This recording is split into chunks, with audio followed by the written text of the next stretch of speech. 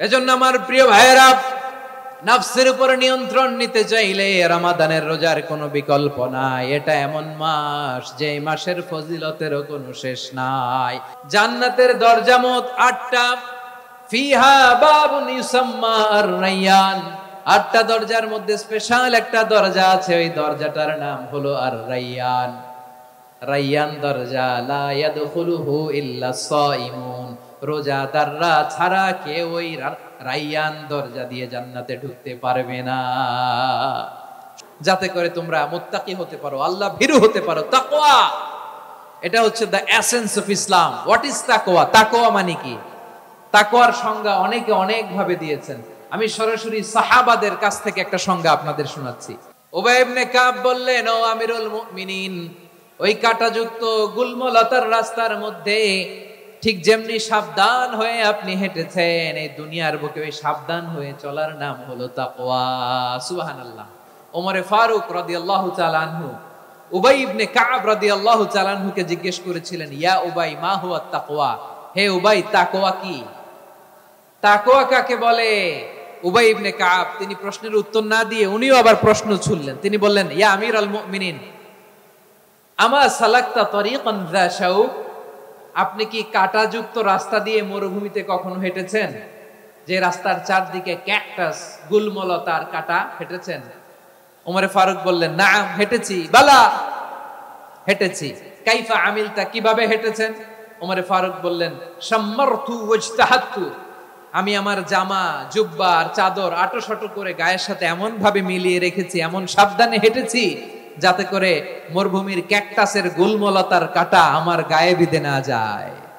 উবাই ইবনে কাব বললেন, ফাযালিকা হুয়া তাকওয়া। আরে তাহলে আপনি তো ঠিকই জানেন তাকওয়া মানে কি। এটাই তো তাকওয়া।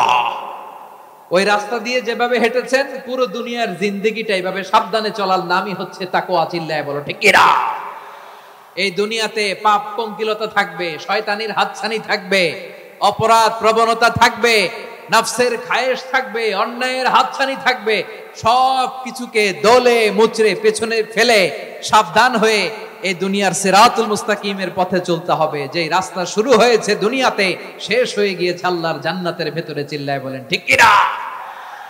আমার প্রিয় চাঁপাইনবাবগঞ্জের ভাইয়েরা, এটার নামই তাকওয়া। তাহলে তাকওয়া কারে বলে? আমার চাঁপাইনবাবগঞ্জের কলেজা টুকরা ভাইয়েরা, বুঝতে পারছেন আপনারা?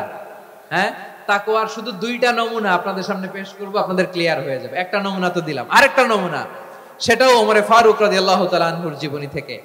উনি ছিলেন ন্যায়পরায়ণ শাসক। রাত্রিবেলা প্রজাদের কি হাল হাকিকত, কি অবস্থা, ঘুরে ঘুরে প্যাট্রোলিং করতেন পুলিশের মতো। তো সারা রাত প্যাট্রোলিং করে সারা রাত তিনি ঘুরেছেন কার কি অবস্থা দেখে। শেষ রাতে তিনি ফিরে আসতেছেন। তিনি থাকতেন, সহিহ বুখারীতে এসেছে, কানা ইয়াসকুনু ফি আওয়ালিল মদিনা, মদিনার উঁচু এলাকায় থাকতেন। তো ফিরে আসার সময় উনি একটা প্রাচীর বেষ্টিত ঘরের পাশে 2জন নারীর কথোপকথন শুনতে পেলেন। কয়জন নারী? দেখি আপনাদের মনোযোগ আছে কিনা, বলেন কয়জন নারী? একজন বৃদ্ধা, একজন যুবতী। উনি কান লাগিয়ে শুনতে পাচ্ছেন। বৃদ্ধা মা, তিনি এমন সত্তা, দুনিয়ার কোন চোখ তাকে দেখে না, কিন্তু দুনিয়ার সবগুলো চোখকে, সব মানুষের অ্যাক্টিভিটিসকে, আরশের উপর থেকে সব কিছু মুহূর্তে মুহূর্তে দেখতে পান কে? ওমর ফারুক কাউকে দেখতে পাচ্ছেন না, শুনতে পাচ্ছেন। বৃদ্ধা মা তার যুবতী মেয়েকে বলে, এই তাড়াতাড়ি উটের দুধ দহন করে উটের দুধের সাথে পানি মিশাও, তাইলে কালকে বাজারে মদিনায় বেশি দামে বিক্রি করা যাবে, লাভ হবে অনেক। বৃদ্ধা মহিলা এটা বললেন। যুবতী মেয়ে উত্তরে বলে, মা আপনি জানেন না আমিরুল মুমিনিন খলিফাতুল মুসলিমিন ওমরে ফারুক দুধে পানি মিশানোকে দণ্ডনীয় অপরাধ বলে ঘোষণা দিয়েছে, জানেন না? এবার বৃদ্ধা মহিলা বলে, আরে পাগলি, এই ভোর রাতে আমিরুল মুমিনিন ওমরে ফারুক আসবে কোত্থেকে? উনি আসবে কোত্থেকে? ওনার পাইক পেয়াদা সিকিউরিটি আসবে কোত্থেকে? কেউ দেখবে না। আরে কেউ দেখবে না, তাড়াতাড়ি দুধের সাথে পানি মেশাও। এই কথা যখন মা বলেছে, যুবতী মেয়েটা চমৎকার একটা উত্তর দিয়েছে। তিনি বলেছিলেন, ইয়া উম্মি, ও আমার মা, লাউলা রাআ উমর লা রাআ রব্বু উমর। ও আমার প্রিয়তমা মা, আপনি ঠিকই বলেছেন, গভীর রাতে ওটের দুধে পানি মিশালে ওমর দেখবে না, কিন্তু মা খেয়াল রাখবেন, ওমর যদি নাও দেখে, ওমরের রব কিন্তু দেখে। চিল্লায় বলেন ঠিক কিনা? দিস ইজ কল্ড তাকওয়া। লাউলা রাআ উমারু লা রাআ রাব্বু উমর। ওমর দেখে না, কিন্তু ওমরের রব দেখে। চিল্লায় বলেন ঠিক কি না? এজন্য রব্বুল আলামিন বলেন লা তুদরিকুহুল আবসার ওয়া হুয়া ইউদরিকুল আবসার ওয়া হুয়াল লাতীফুল খাবীর। তাহলে তাকওয়া কারে বলে বুঝতে পারছেন? দুনিয়াতে সাবধানে চলার নাম তাকওয়া। কেউ দেখে না, কিন্তু আল্লাহ দেখে। এই সেন্স, এই জবাবদিহিতার ভয়, দ্য সেন্স অফ অ্যাকাউন্টেবিলিটি, এই সেন্স নিজের মধ্যে গ্রো করার নাম হচ্ছে তাকওয়া। আর এই সিয়াম পালন করার প্রাইম অবজেক্টিভ অফ সিয়াম হচ্ছে লাআল্লাকুম তাত্তাকুন। আওয়াজ করে বলেন লাআল্লাকুম তাত্তাকুন। আমার প্রিয় ভাইরা, এই আসন্ন রমাদান এটা এমন এক বরকতের মাস, যে মাসে আমরা নিজেদের নাফসের উপর নিয়ন্ত্রণ প্রতিষ্ঠা করি। সারা বছর নাফস আমাদেরকে নিয়ন্ত্রণ করে, আর রমাদানে আমরা নাফসকে নিয়ন্ত্রণ করি। কথা বুঝতেছেন? সারা বছর নাফস আমাদেরকে নিয়ন্ত্রণ করে। এই যে এখন আমার খেতে মনে চাইলে যে খেজুর রাখ, আমি খেজুর খেতে পারবো। নাটস আছে, বাদাম খাইতে পারি। খাইতে মন চাইলে পানি, আমার রুহুটা চায়, আমার নাফসটা খেতে চায়, আমি খেতে পারি, পান করতে পারি। বিবাহিতরা দিনের বেলায় স্ত্রীর সাথে মেলামেশা করতে চাইলে করতে পারে, কিন্তু রমাদানে দিনের বেলায় খেতে মনে চায়, কিন্তু আমরা খাই। আমার প্রবৃত্তি খেতে চায়, কিন্তু প্রবৃত্তির কথা আমরা শুনি, কথা কয় না। রমজানে খেতে মন চাইলে আমরা খাই। তৃষ্ণায় গলা ফেটে যায়, গলার ছাতি ফেটে যায়, কিন্তু এক ঢোক পানি কি আমরা গিলি? বিবাহিতরা দিনের বেলা স্ত্রীর সাথে কি মেলামেশায় যায়? না। তার মানে সারা বছর নফস আমাদেরকে নিয়ন্ত্রণ করে, আর রমাদানে নফসের উপর আমরা নিয়ন্ত্রণ প্রতিষ্ঠা করি। নফসের লাগাম আমরা রমাদানে টেনে ধরে। চিল্লায় বলেন ঠিক কি না? এজন্য আমার প্রিয় ভাইয়েরা, নফসের উপর নিয়ন্ত্রণ নিতে চাইলে রমাদানের রোজার কোনো বিকল্প নাই। এটা এমন মাস, যে মাসের ফজিলতেরও কোনো শেষ নাই। এই মাসকে বলা হয় দ্য মান্থ অফ হোপ। এটা আশা জাগানিয়া মাস। রমজানের কথা শুনলেই আশা জাগে না হৃদয়ে? ইদা জা রমাদান ফুতিহাত আবওয়াবুস সামা ওয়া গুল্লিকাত আবওয়াবু জাহান্নাম ওয়া সুফিদাতিশ শায়াতিন। রমাদান আসলে আকাশের দরজাগুলো খুলে দেয়া হয়, মানে জান্নাতের। জাহান্নামের দরজাগুলোকে লক করে দেয়া হয়, শয়তানকে চেইন আপ করা হয়। ইবাদত করলে শুধু করতেই মনে চায়। চিল্লায় বলেন না সুবহানাল্লাহ।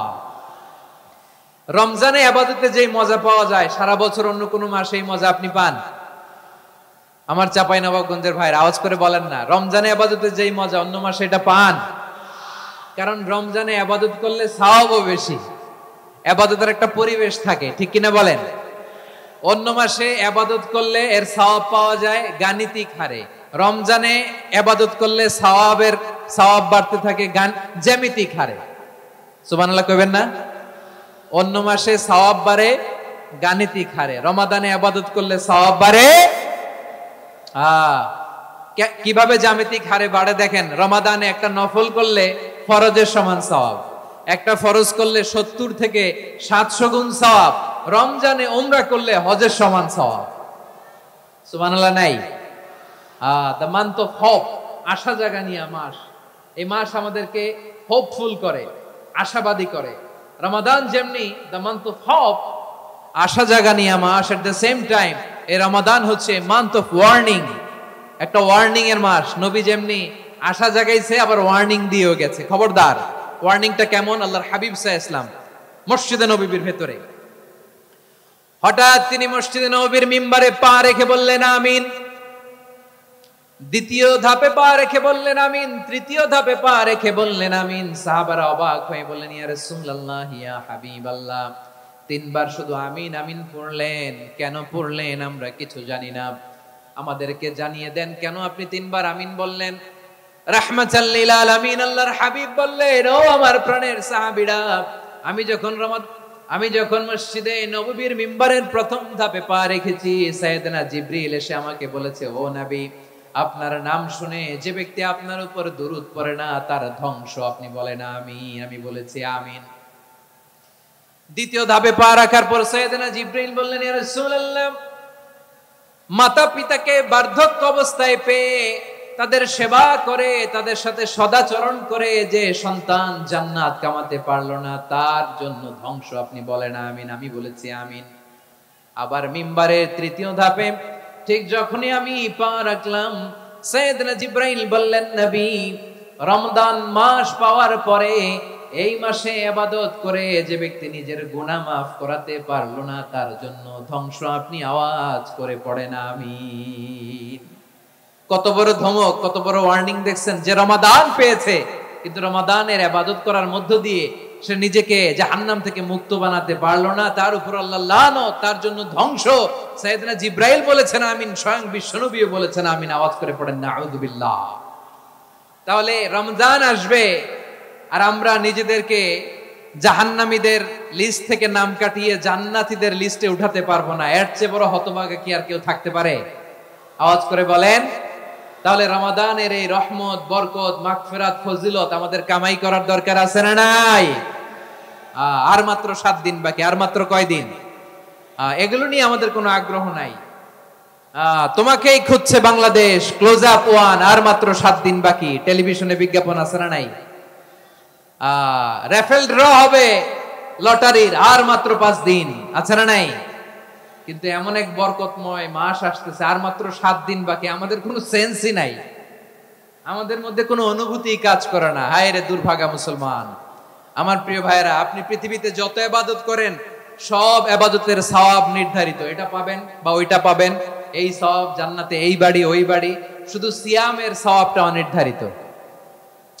কুল্লু আমাল ইবনে আদম ইউদাফ আল হাসানাতু আশরু আমসালিহা ইলা 700 দি'ফিন ইল্লা সাওম। সব নেক আমলের সওয়াব বাড়তে বাড়তে 700 গুণ, কিন্তু রোজা ছাড়া। রোজার সওয়াব কি হবে? বান্দা খালি রোজা রাখে, ফেরেশতারা কিছু লিখতে পারে না আমলনামায়, কারণ আল্লাহ বলে এটা কিছু লিখিস না, কারণ আস-সাওমু লি, এই রোজা রাখছে আমার জন্য, ওয়া আনা আজজি বিহি, এই রোজার সওয়াব, প্রতিদান, অ্যাওয়ার্ড এটা কিয়ামতের দিন আমি আল্লাহ নিজ হাতে দেব, নিজ হাতে দেব। আরেক বর্ণনায় এসেছে ওয়ানা উজজাবি, আমি আল্লাহ নিজেই হয়ে যাব রোজার প্রতিদান। সুবহানাল্লাহ পড়েন। আবার আল্লাহর হাবিব বলেন, ইন্না ফিল জান্নাতি সামানিয়াতু আবওয়াব, জান্নাতের দরজা মোট 8টা। ফিহা বাবুন ইউসাম্মা আর-রায়্যান, 8টা দরজার মধ্যে স্পেশাল একটা দরজা আছে, ওই দরজাটার নাম হলো আর-রায়্যান। রায়্যান দরজা, লা ইয়াদখুলুহু ইল্লা সাইমুন, রোজাদাররা ছাড়া কেউ ওই রায়্যান দরজা দিয়ে জান্নাতে ঢুকতে পারবে না। শুধু রোজাদারদের জন্য ওই দরজাটা খোলা থাকবে। দরজাটার নাম আর-রায়্যান।